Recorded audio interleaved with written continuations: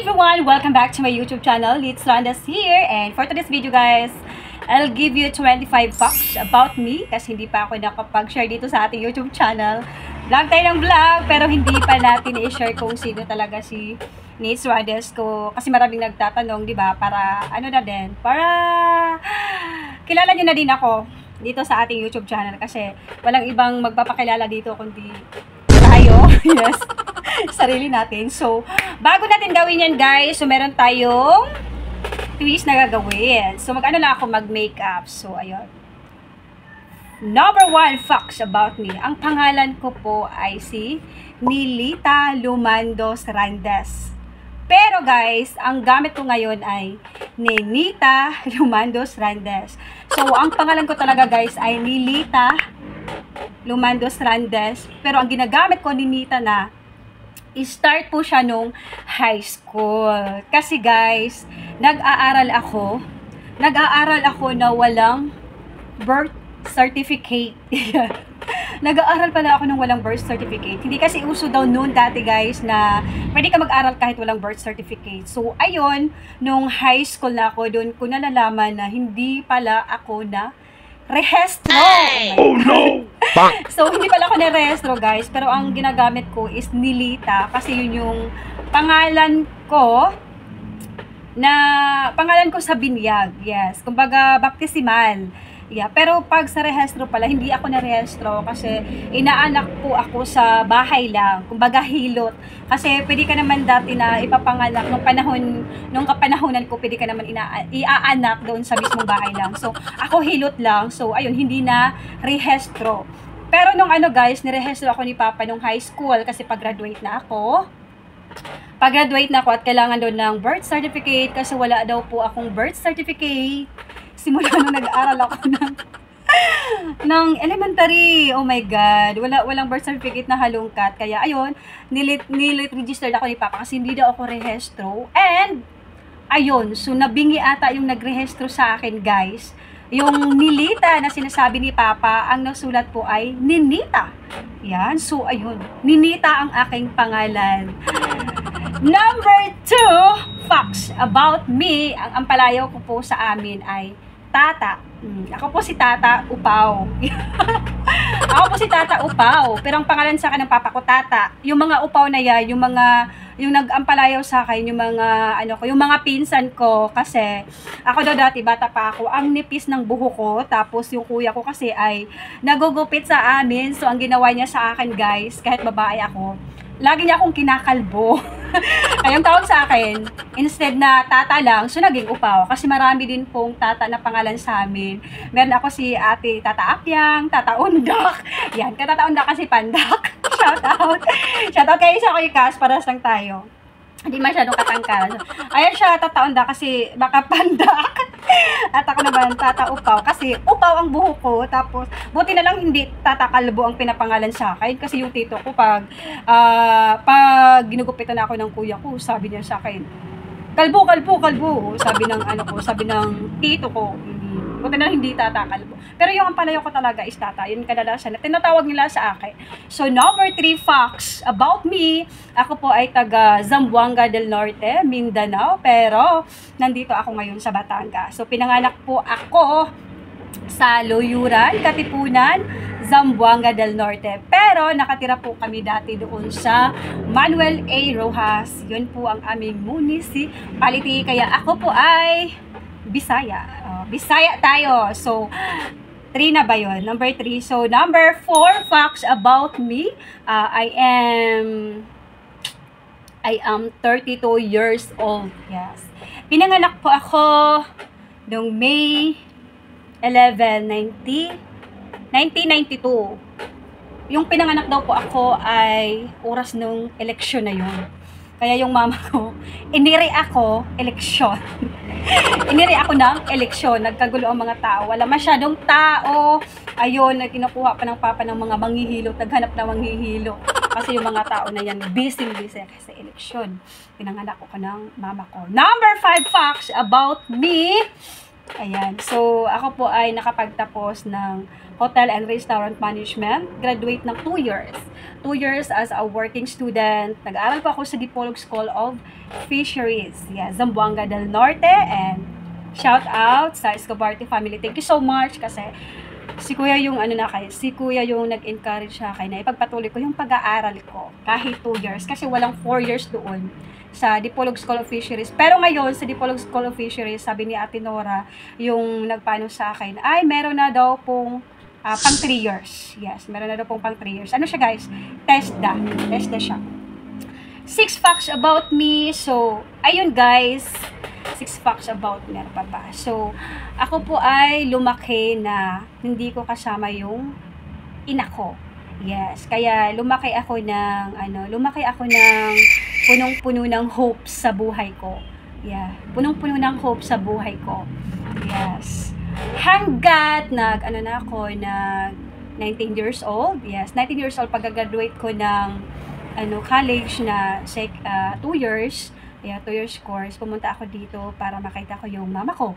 At sa kasamang palad, yes, nakita ko yung mama ko. Kasi matagal na yun, 19 years old. So, ako ngayon 32 years old na. So, kasamang palad guys, namatay yung mama ko nung October 2. Namatay lang po ng mama ko. Kaya nakakalungkot. Actually, yun yung reason kung bakit ako nandito sa Manila, or yes, after ko talaga mag-graduate, pumunta agad ako dito kasi yun talaga yung hopes ko talaga dati, sana ma-meet ko yung mama ko. Yan. So, ayun guys, nakakalungkot lang. Actually, kahit nandito ako, hindi ko siya kasama ng matagal kasi meron din po siyang ibang pamilya. Yes, meron siyang ibang pamilya. Kaya yun, nakakalungkot, pero alam na alam ni mama na mahal na mahal ko siya. Yes, kahit hindi ko siya nakikita nung kabataan ko at lagi kong hino-hopes and pinapray na sana balang araw makikita ko din yung totoo kong mama. So, nakakalungkot pero ayun, talaga yung buhay. Pero ayun, nakakamiss nga. Sobrang miss ko na. So, ayun, 7 facts about me. Ayun, 7 facts about me. Ako po yung bunso sa magkakapatid. Yes, ako po yung bunso sa magkakapatid.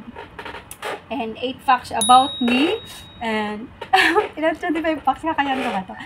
So, 8 facts about me guys. Mahilig ako maglaro ng badminton at volleyball. 9 facts about me. And yes, mahilig ako mag-video, mag-picture, mag-vlog. Kasi alam niyo po ba kung bakit? Kasi dati yung mga kapanahonan ko, hindi kasi uso yung mga pictures, videos. Wala akong nakikita na picture ko nung bata pa ko, nung hanggat paglaki ko. Kaya nung nagkaanak na ako, yan, so naisipan ko na, try ko si Simon na kumbaga yung memories namin together. So, ayun. Memories namin together hanggang sa paglaki niya. 10 facts about me. Ayun, 10 facts about me. Ano pa ba? Mahilig ako sa sinigang na baboy, adobong manok, and adobong yung humba.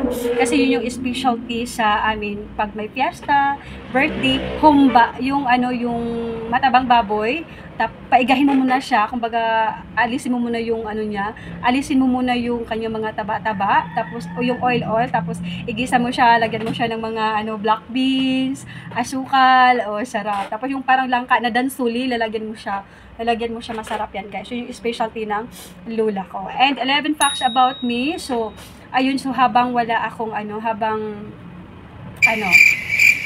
facts about me. Nagtatrabaho ako sa Novo Department Store for 5 years. Kaya nagkakaroon ako ng mga IDs. Nagkaroon ako ng mga valid IDs, ng mga beneficiaries ng dahil sa Novo kayo. Super thank you ako sa Novo Department Store. Thank you so much kasi marami akong experience na naranasan ng dahil sa Novo. Nag-start ako ng sales lady, cashier, and POA in charge. So, thank you so much for that experience sa buhay ko. And 12 facts about me. Meron po akong isang anak. Yeah, 5 years old si Simon. And nalimutan ko na mag Okay, 13 facts about me, guys. Nandito po ako ngayon sa Batangas. Yeah, kasama ko si Simon kasi nandito yung, taga dito yung papa ni Simon. And 14 facts about me. 14 facts about me. 14 facts about me. I have, ano guys, I have brother and sisters. I have one brother. And yung true talaga na magkakapatid, I have two sisters. Bali, ano kami? Bali, ano kami guys? Apat kami. Apat kami. Ako yung bunso at tatlong babae, isang lalaki si kuya. And hindi ko na pangalanan kung sino-sino yung mga kapatid ko. And 15 facts about me. Meron din ako 2 sisters sa mama ko, sa mama ko. Yung nasa Gidiba, nagkaroon ng ibang pamilya. I have 2 sisters too. And 16 facts about me. Ayun, 16 facts about me, guys. Monetize na tayo dito sa YouTube. Tsaka ako nagbablog nung monetize na ako. Di ba yung iba nagbablog hindi pa monetize? So, monetize na tayo dito at kumikita na din tayo kahit paunti-unti. And 17 facts about me. Ayun, 17 facts about me, guys. 17 facts about me. Na, ano ko na ba yung ano ko? Yung birthday ko na, yung birthday ko. 17 facts about me. Mahilig ako sumayaw at kumanta. Pero yung kanta sa'yo hindi masyadong mahilig sa akin. Charot. So, mahilig ako sumayaw at kumanta. Nakita nyo naman sa TikTok ko. Pero, sa YouTube short, nagda-dance ako dyan. Pero ano lang yan, for fun. Hindi masyadong as in totally na magaling. Yan. Kumbaga, ano lang, fun lang. Ano ba? 18 facts about me. 18 facts about me. Kaya pa ba? 18 facts about me. Mahilig ako kumain sa Mang Inasal. Kasi, ano siya, grill. Kumbaga, sa Bisaya, sinugba. Yan, mahilig ako dyan. Hindi ako masyado mahilig sa oil. 19 facts about me. And mahilig ako sa mga gulay-gulay. Mga green leaf vegetables. Mahilig ako siya. 20 facts about me. Mahilig ako sa mga prutas. Kasi, mahilig ako sa mga prutas. Oo. Bayabas. Nagkakating classes kami dahil sa pagkuha ng mga bayabas. And, ayun, 21 facts about me. 21 facts about me. 21 facts about me. 21 facts about me. Ano pa ba? Yan, Bisaya tayo. 21 facts about me. Bisaya tayo, guys. Kaya, meron tayong accent. 22 facts about me. As of now, guys, I'm looking for a job. And 23 facts about me. As of now kasi gusto ko naman na, ayun, mag-work ulit ako. Kasi si Simon ay daycare na. So, ayun, plano ko na mag-work na ako ulit.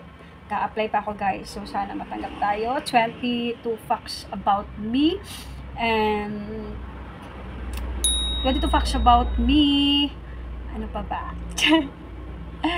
ang aking binablog, lifestyle. Yes, lifestyle, daily lifestyle. Yeah, 23 facts about me. 23 facts about me. Ano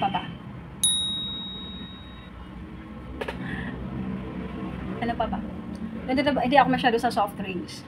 Tubig lang ako mahilig. At hindi ako masyado mahilig sa spaghetti. Mahilig ako sa bihon, pancit bihon. Yeah. Tapos 24 facts about me. 24 facts about me, guys. 24 facts about me, guys. Mahilig ako sa mga bags. Yes. Collection. Mahilig ako sa mga bags, sling bags, pack bags. Mahilig ako sa ganun. Tapos 25 facts. Ayan, so guys, 25 facts about me. Ako po ay isang load supplier. Yes, load supplier ng Telepreneur Corp. Dealer, load supplier or dealer. Nag-activate po ako ng mga resellers na gusto mag-e-loading business once SIM load all networks. So, ayun, ipapakita ko sa inyo yung aking business. Eto, yan, sa mga nag-alinlangan dyan, o sa mga nagtatanong dyan, kung available pa yung ating SIM activation, kasi nag-i-inquire sila sa Facebook ko. So, ayun, available pa rin po. Yan, po-promote agad din. Yun, so available pa rin po ang ating load na dito. Lahat po ng networks, guys. Pwede niyo po maludan. So, nag-SIM activate po ako worth of 300 pesos. So, meron po kayong free na 100 load wallet agad-agad. May panimula na kayo ng business and meron po tayong free 5 SIM activation credit na pwede din po kayong mag-activate or pwede din po siyang ibenta na hating 300 pesos. Yan. So, may income po kayo doon and kung gusto nyo po malaman ng full details, mag-message po kayo sa aking Facebook page.